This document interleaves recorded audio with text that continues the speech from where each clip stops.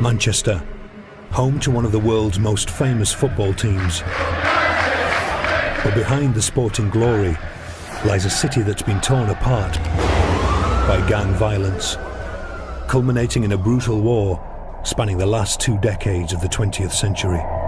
This was a war, and these were soldiers, troops on the battlefield. That's how they behaved, as if they were at war, and they would take no prisoners. These gang wars would create a climate of fear and leave hundreds dead or injured. I was turned out to 8 murders on one Sunday, which the CID were actively investigating. And spawn a generation who lived and died by the gun. They were psychotic, some of them. Manchester's gang wars would make headlines around the world, blight the reputation of one of Europe's most historic cities, and give birth to a new and sinister nickname, Gunchester. This is the inside story of Manchester's ganglands.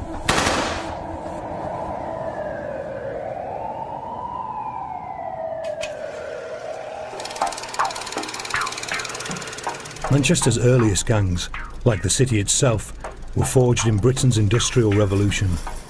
By the 19th century, the cotton trade was operating on a vast industrial scale. The city, over 300 kilometres north of London, became Cottonopolis, the most important textile trading centre in the world. But not everyone benefited from these boom times. You had the very wealthy manufacturing barons and an extremely wealthy sort of city centre with top quality stores and impressive public buildings. But this was surrounded really by a sea of squalor and very poor housing. In the 1870s, chronic overcrowding and poverty helped foster a culture of street fighting gangs known as scuttlers. These were the hoodies of the day, with colourful names like the Bengal Tigers and Buffalo Bill's gang.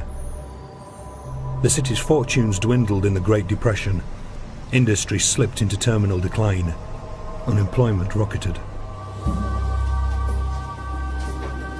People did whatever they could to survive. No money, no food, and robbing was the only way around getting a few quid. Out of these hard times emerged Jimmy Donnelly, known as the Weed because it was said he grew on you. He spent his early years on the south side of the city. His mean streets were those of Wythenshawe, the largest housing estate in Europe. He would grow up to become a member of one of Manchester's most infamous mobs, the Quality Street Gang. Crime lords of the city for almost 30 years. The Weed learned his trade in 1950, at the tender age of 10, when post-war rationing meant sweets were still a luxury item. I robbed a place called Brooks's Biscuits, and I went through the roof and rolled boxes and boxes of black chocolate off the roof, trying to earn a few quid, selling it at school.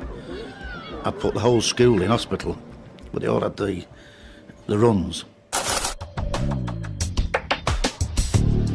Jimmy then turned his hand from chocolate to meat and fish when he started work as a delivery boy in the city's largest market, Smithfield.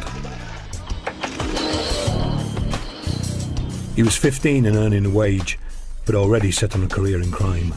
You go into the kitchen, you throw your stuff down, the chef would weigh it or check it, but you didn't pinch that stuff. On your way out, you pinched a turkey that had been delivered the day before.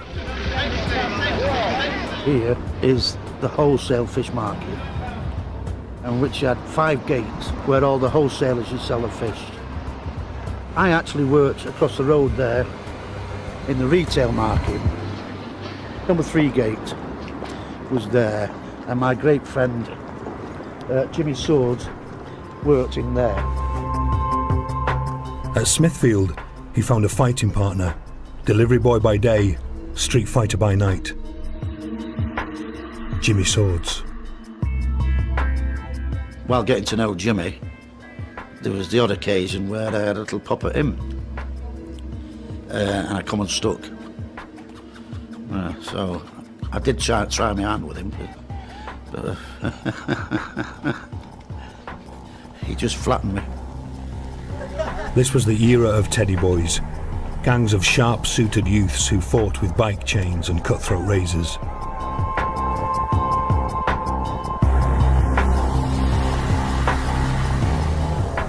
The two Jimmies ran with a gang known as the Market Boys, who were carving out a reputation as tough guys. By day they fiddled the market, by night they took the city's clubs and bars by storm. I was always tooled up with a knife or an axe or an hammer, and they get a whack of that first. But one fight at a local club proved particularly violent and landed him in trouble.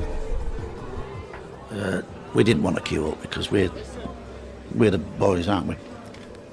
Straight to the front of the queue, and the doorman objected, and bang, the doorman got a whack. The fellow had his nose bit off.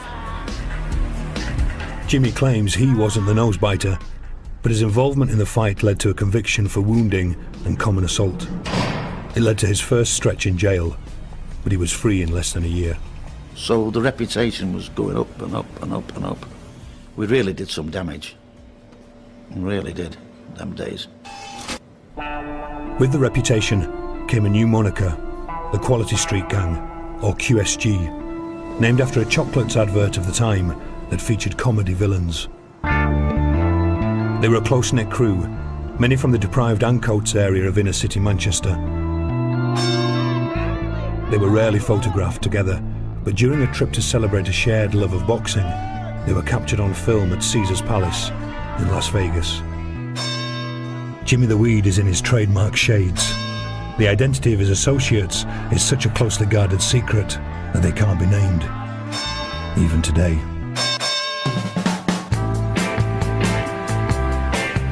Hard on the heels of post-war austerity came the boom years of the swinging 60s.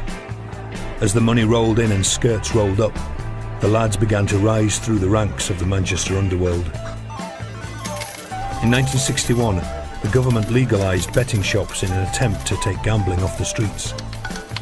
Ironically, it led to an explosion in the number of casinos. Manchester became an entertainment capital, its vibrant club scene full of roulette wheels and gambling tables. Over 300 kilometres south, London's notorious Cray twins smelt the money. The Crays ran protection rackets, using intimidation and violence to squeeze money out of pub and club owners. And in 1966, they were eyeing up Manchester. Not only were the clubs alarmed, but the local crims were on edge too. Really, it was a bit of a worry, the club owners. There was a lot of clubs in Manchester at the time, and they were basically well behaved. The doorman looked after them pretty well. What we didn't want to happen, of course, was people like the Cray twins coming muscling in and working a protection racket, which clearly was what they were after. Fearing the worst, club owners hedged their bets, tipping off both the cops and the local villains.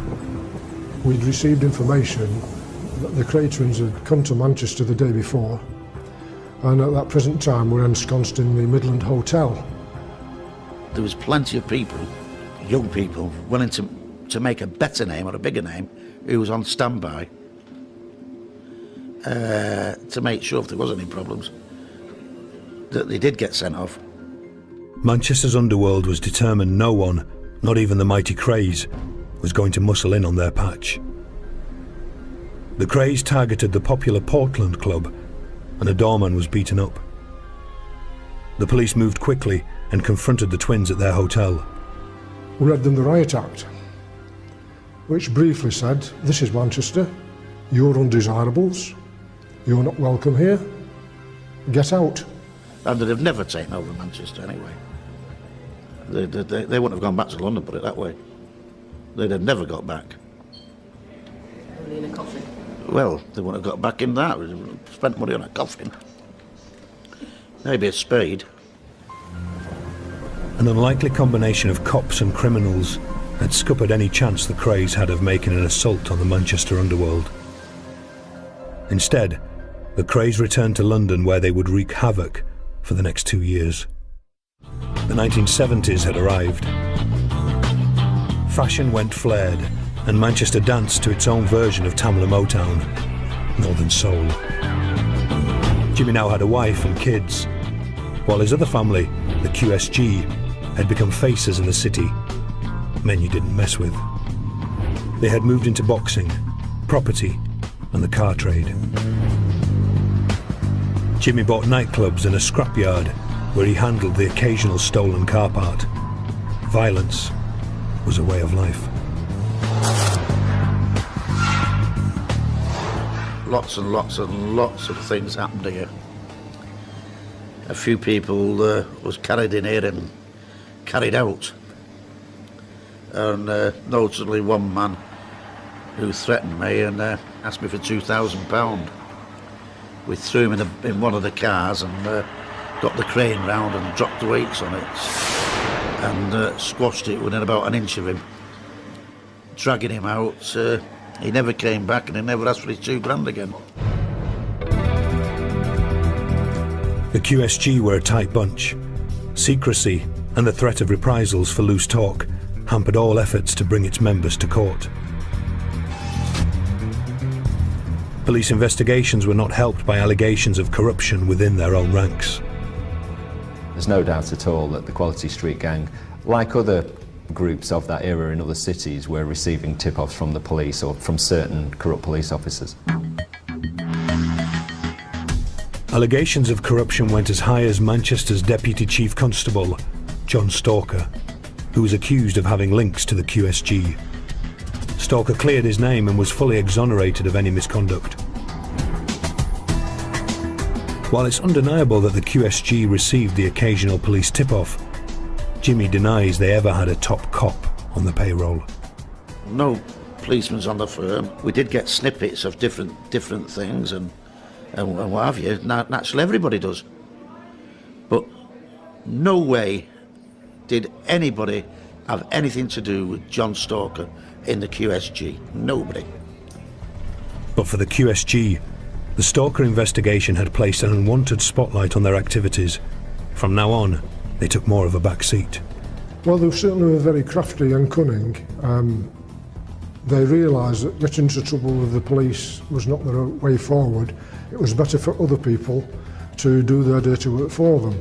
They were really criminal managers. But Jimmy was still on the front line. I mean, you'd have to get your hands dirty. If you've got £1 million worth of gold, and it's got to come to you eventually, hasn't it? I mean, what's the point of being there? So, you might set it up, you might direct operations, and at the end of the day, you'd get your whack or you'd get the lot of it, and then you'd pay whoever. Handling stolen goods proved to be lucrative for Jimmy, and he didn't care who he sold them to. In the mid-1980s, Britain was still embroiled in a bloody civil war between Northern Ireland's nationalist and unionist communities. When stolen guns came his way, the Weed had no qualms about selling them onto the paramilitaries. It was money. If there's a parcel, and somebody there to buy it, it was bought and sold. And that was it. In Manchester, the QSG took on an almost mythical status that survives to this day. For the cops, getting charges to stick against the QSG proved almost impossible, and no serious prosecutions were ever brought against them.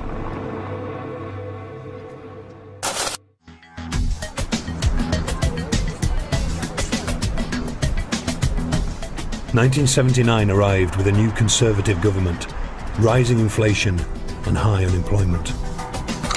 But in Manchester, the villains bucked the trend with a new money-making enterprise: armed robbery. Wages were still delivered by hand, soft targets for hard men.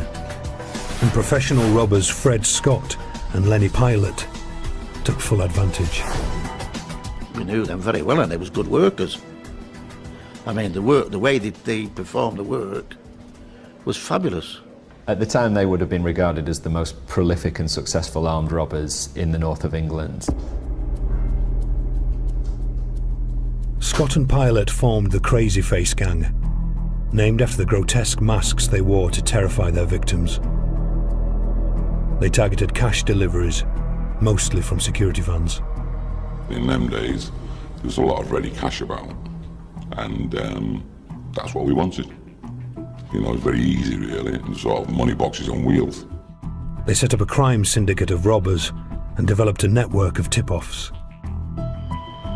This former gang member served time and claims to have put his past behind him, so he prefers to remain anonymous.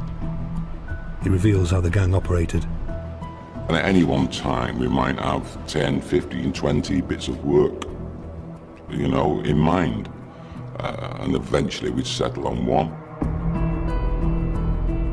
From the late 70s to the early 80s, he claims they hit about 20 targets. These guys were all about speed. Hit a job fast, take the money within 90 seconds, or leave empty-handed. Kenny Connor was a career robber, and a prolific one.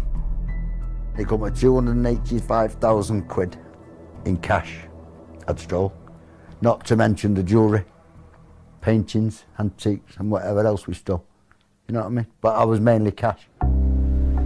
He met the Crazy Face gang in prison and was tempted by their invitation to join them, but was wary of their use of guns. They concocted all this up then. Let's go out and do some armed robberies. Armed robberies? No, not for me, mate.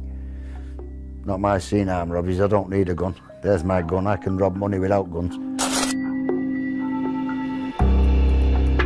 In May 1982, the gang got a tip-off about the weekly wages run from a local bank to the Failsworth Hat Company. It was difficult.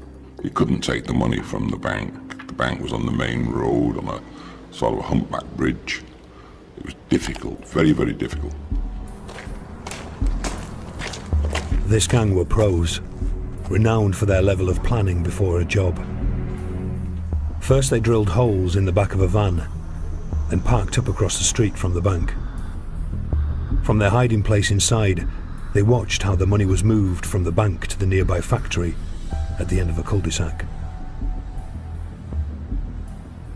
We knew then what time the money was picked up. It was actually chained to the man's hand when he left the bank, but unchained when he put it in the boot of his car. We couldn't touch it near the bank, we couldn't go near it. So we decided the best place to take it is just before they actually get to the company as they're in this cul-de-sac. Assured of success, Kenny Connor agreed to join the team. Well, they'd done their own work on it, hadn't they? They'd done their own work, see what happens, Failsworth Hat Company. And the reason they wanted to do that is, like I said, it was simple. On Friday, June the 4th, the Hat Company wages were collected as usual. But this time, the Crazy Face gang, kitted out with masks and shotguns, was lying in wait. Pilot and Scott are in this street in the van, all right? As the Failsworth Hat blokes come, they turn in this street here. Pilot and Scott start up, tear around this corner, smack into him, bang. Scott and Pilot rammed the car containing the money. Scott gets out this side with one gun. He's got them. Pilot gets out this side, runs to the transit, gets hold of him. With the driver dazed, the gang grabbed the cash. Go to the boot, get the case, take it out, down the ginnel, into the getaway car, and we're off. The men made their escape £7,000 richer, a pattern they would repeat time and again. Easy, very easy. No problems at all with that one. Though Connor got his share of the money, the use of shotguns in the robbery had unnerved him. Because it must have been terrifying for him, you know what I mean? I thought, right, that's the last time I do this for anyone. Don't like it. Connor claims it was his last job with them, but the gang had enjoyed the sweet taste of success, and they wanted more.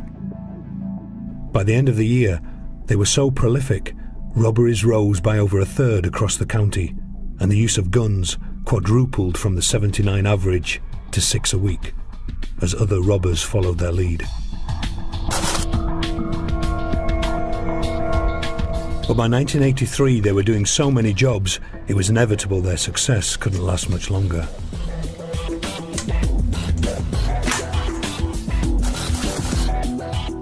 Thursday, March the 24th, was another wages delivery, this time to the Walls meat factory. Up to £100,000 was for the taking from a security van, or so the gang had hoped. Pilot and 2 other gang members took up position in the factory's goods yard. Gang leader Fred Scott donned a disguise and wandered into the factory's reception. When the security guards arrived with their money bags, Scott whipped out a gun and all hell broke loose. Scott, I drew the gun, so there was 2 guards on the floor, there was uproar going on inside the offices, there's people outside running and screaming and shouting, and the money was inside the van. The guards had only brought out the first money bags. The rest was still in the van, with a security guard. In their frustration, the gang fired into the van. The cash chute remained closed. The guard inside the van was that terrified, he just wouldn't open from the inside. And it's just one of those things. It was a very difficult one to organise, and it didn't happen. Just timing wasn't right, something was wrong, and we just didn't get the money. Scott had grabbed £10,000 in the factory, but the security guard had scuppered their plans to snatch the £100,000 target. By now the police were frustrated by the volume of the gang's jobs and their brazen use of firearms. Manchester's chief constable demanded they be taken off the streets. We've got armed response units in the town, in the city. We've got wanted posters up all over offering rewards, which was a concern of ours.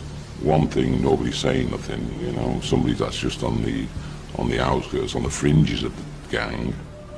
But of course, people that are on the fringes could be tempted by, you know, in them days, a 20, 30,000, 40,000 reward, in them days, could easily have been costly for us. But in the end, it wasn't a grass who would finally call time on the Crazy Face gang.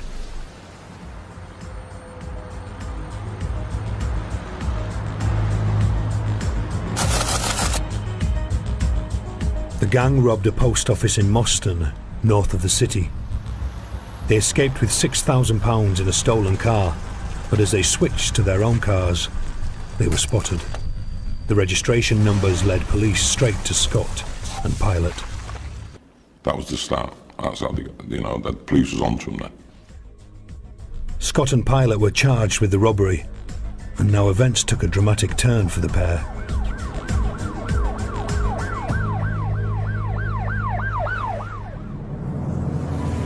In the 1970s, London's Metropolitan Police had pioneered the use of supergrassers to target armed robbery gangs.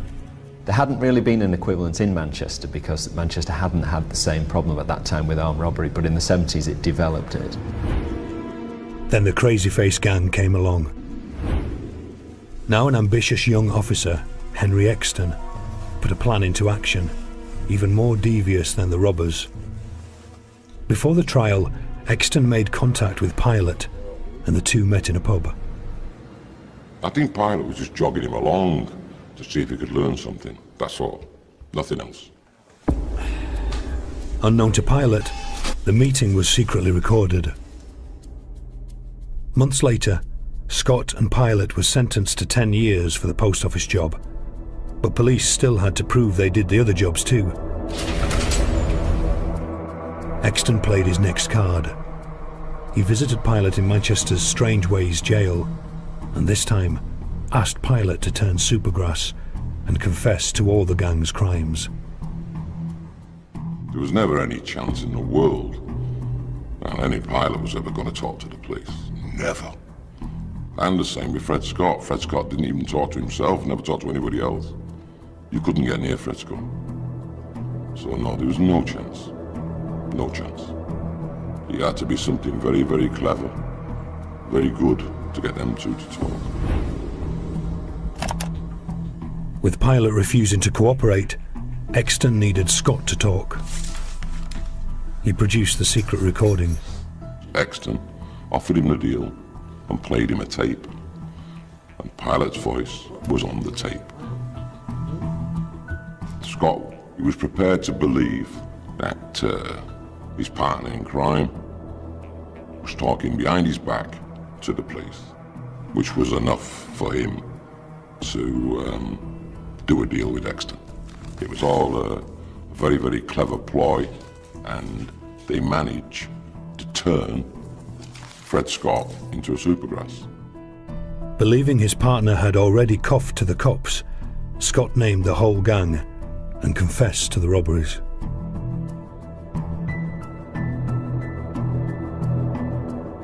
He gave precise details of where they disposed of the shotguns and the locations of safe houses used to hide the stolen cash.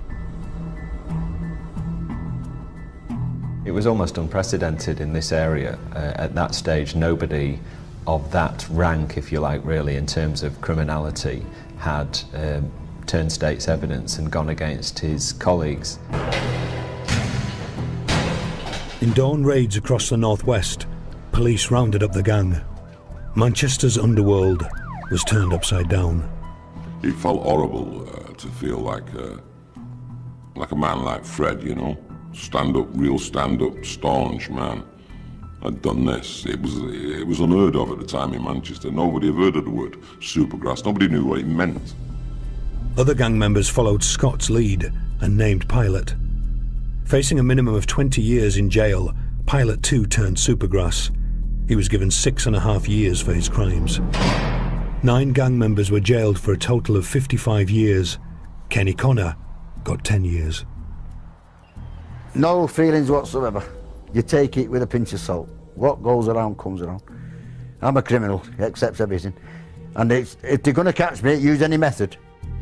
Rumours circulated in the press of a £50,000 QSG contract to kill Scott and Pilot. I don't think there was any truth in it, no. Never mind the 50 grand. If somebody had found Scott and Pilot, they'd have done it for nothing and put them away. A whole tier of Manchester gangsters had been taken out. But instead of cleaning up the city's streets, it only ushered in a new generation of dangerous young hoods.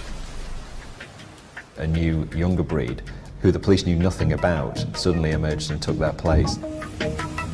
That really was the start of the modern gangs of the 1980s. They were just, you know, ruthless criminals who had a laissez-faire attitude to the law and the police, and they operated in an open way and didn't care if they got arrested.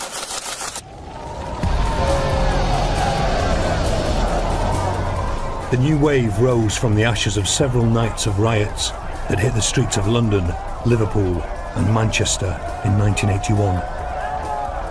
Years of harassment, interracial unrest and soaring unemployment in Britain's black communities culminated in pitched battles with police.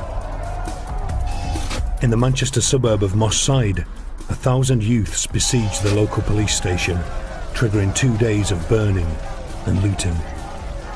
It was absolutely intimidating to see such devastation and crime occurring as a young officer. Buildings being burnt down, the devastation, people attacking your police officers with dustbin lids as riot shields, police officers bandaged. The story of Manchester's underworld took a new and deadly turn.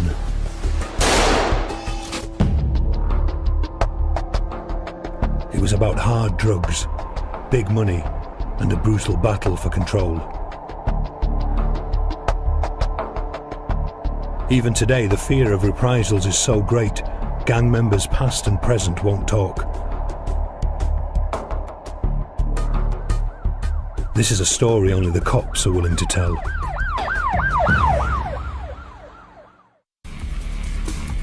Moss Side had all the necessary ingredients for violence to take root and flourish. Less than 2 square kilometres and with 9,000 residents, by 1981, unemployment in the area stood at 30%, 3 times the national average. Jobs for black youths were hard to come by. Moss Side was ripe for an American-style gang culture.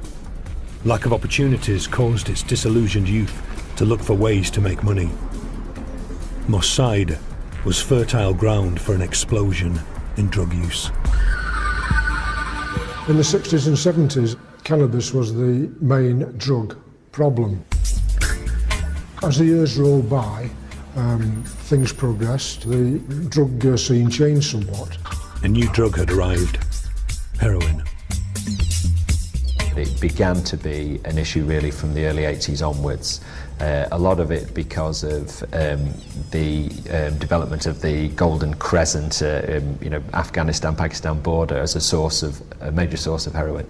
And this started to seep into the UK market, and the main market in the north of England became a particular area of Moss Side where heroin could be bought on the street. Illegal drugs became Britain's prohibition, creating a climate where violence and gangs could flourish. Cheetham Hill lies on the north side of the city. The Waterloo estate was home to a gang of serious criminals known as the Cheetham Hillbillies. Many of their families moved here during the slum clearances of Moss Side in the late 1960s. A generation grew up with friends and enemies living in both communities. Feuds started over women, but quickly became about reputation. While Moss Side's notoriety came from drugs, the Hillbillies spent the 80s carving out a name for violence, especially armed robbery. Cheetham Hill was slightly different than Moss Side, in as much as, one, they were sort of identified as a group or a gang. They were specialising in robberies, building societies and post offices, in other words, stealing money. Franklin Sinclair got the measure of the Hillbillies after representing many of them in court. Cheetham Hill were cock of the town, as it were. Some of them were simply violent, some of them were very streetwise, some of them were ruthless, some of them were calculating, most of them were professional. It was only a matter of time before the Hillbillies tried to muscle in on Moss Side. Eventually they decided that there was also money to be made in the drugs business, and they branched out into that as well. And I think that's what resulted in quite a lot of conflict between the two elements. Moving up the hierarchy of the Hillbillies was 19-year-old Anthony Johnson. One of the few white gang members, he was known as White Tony. White Tony really epitomised this new breed of wild, reckless young gangster who would stop at nothing, was scared of nobody. No crime was too audacious or out of bounds for him, and he soon attracted almost cult status in Manchester in the criminal underworld.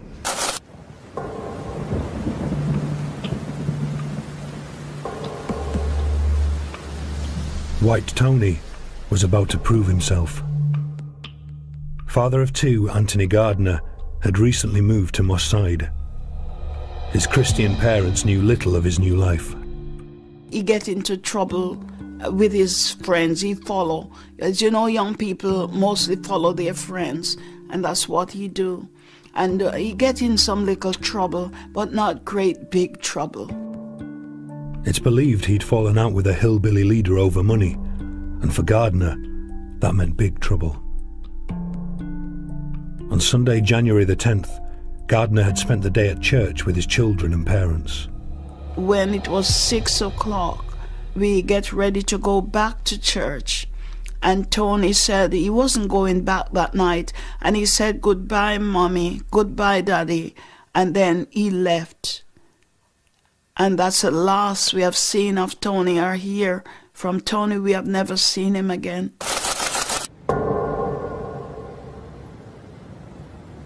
He returned to Moss Side.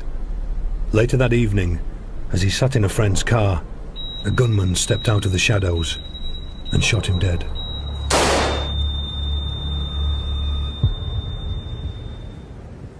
He was very, very caring, and he loved his parents, and I don't know why they kill him, but it's a great loss in the family. My husband, he was crying for his son.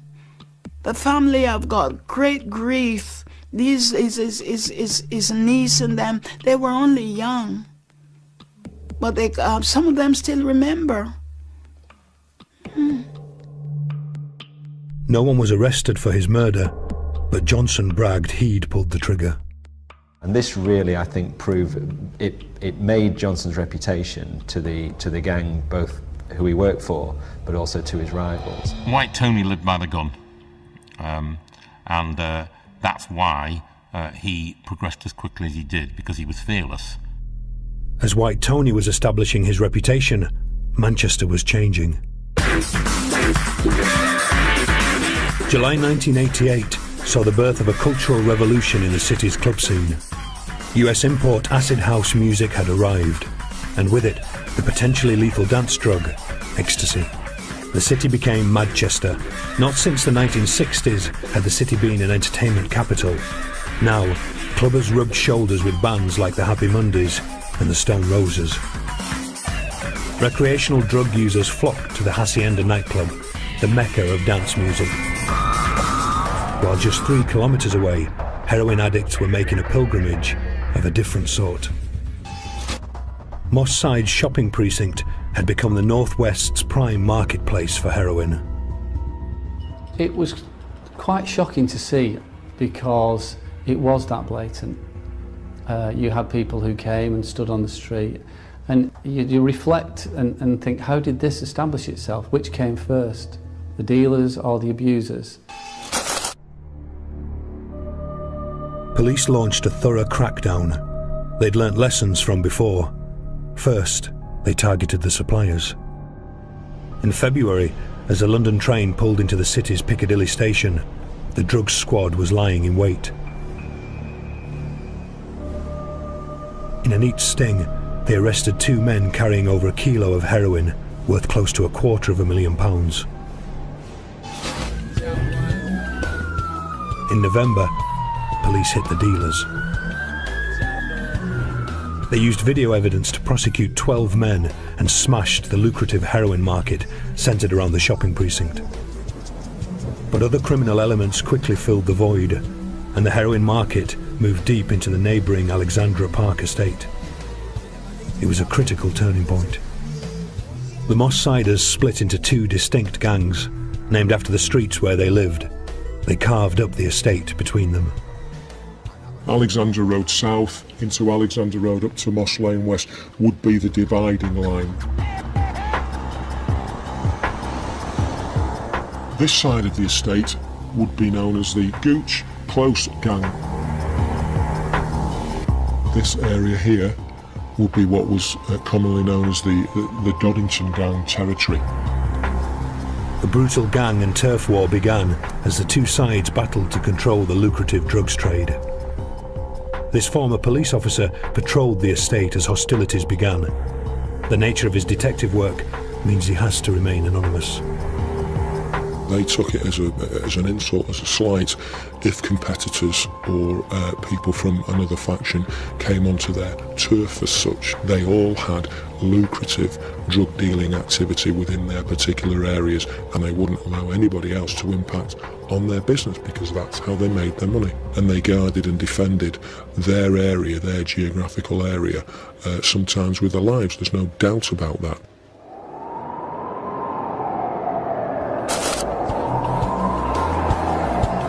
"1991 was a bad year for gang-on-gang attacks, as the violence escalated. And for hillbilly White Tony, it was the end of the line. Cheetham Hill, Friday, February the 22nd. White Tony was murdered outside this former pub in the heart of hillbilly territory. Police believed he was taken out by his own side. These people were jealous of him, jealous of his rise to prominence, and they were unhappy with his arrogant attitude and his cockiness, and the fact that he probably didn't give them any respect at all. For Anthony Gardner's mother, his death was closure of sorts. My feelings for him, when I heard that someone shot my son, I didn't have a grudge. I'm not a person that can carry grudge. I'm a Christian. And all I was praying is that they would catch him. But I didn't pray that nothing wrong happened to him. Back in Moss Side, the Alexandra Park estate, was fast becoming a war zone. It basically became a series of tit-for-tat shootings or stabbings. A 12-year-old boy was shot from a passing car in Gooch Close. Within 2 hours, the Gooch gang attacked a man with a machete in a local pub. It was required of them to not be cowed in any way, and that they had to retaliate, and the sooner the better. It wasn't unusual to get a major job one day and the next day find that somebody had been shot in the leg, only to find out that next day somebody from the other opposing side had been also shot in the leg.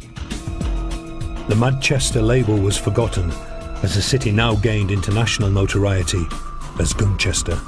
You had this kind of arms race growing between these two small groups of people. Not only was it difficult to find witnesses to these incidents, it was almost impossible to get the truth out of the victim. They're in fear of their lives. They know that if they go public, they are going to suffer reprisals. By spring 1991, there'd been 13 woundings and 1 attempted murder on the Alexandra Park estate alone.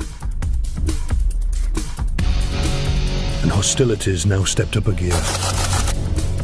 During the early hours of Monday, April the 29th, 17-year-old Carl Stapleton left his aunt's house and headed for his home in Gooch territory. He never made it. His body was later found slumped in an alleyway. He'd been mutilated with a machete. Stapleton simply lived on the wrong side of the estate. It was a particularly savage murder that was undertaken on, a quiet Sunday evening, whereby members of the Dorrington faction went over simply looking for somebody who was associated with the Gooch side. The Gooch would now be out for revenge. Police moved quickly to take the gang off the streets and prevent a further escalation in the violence.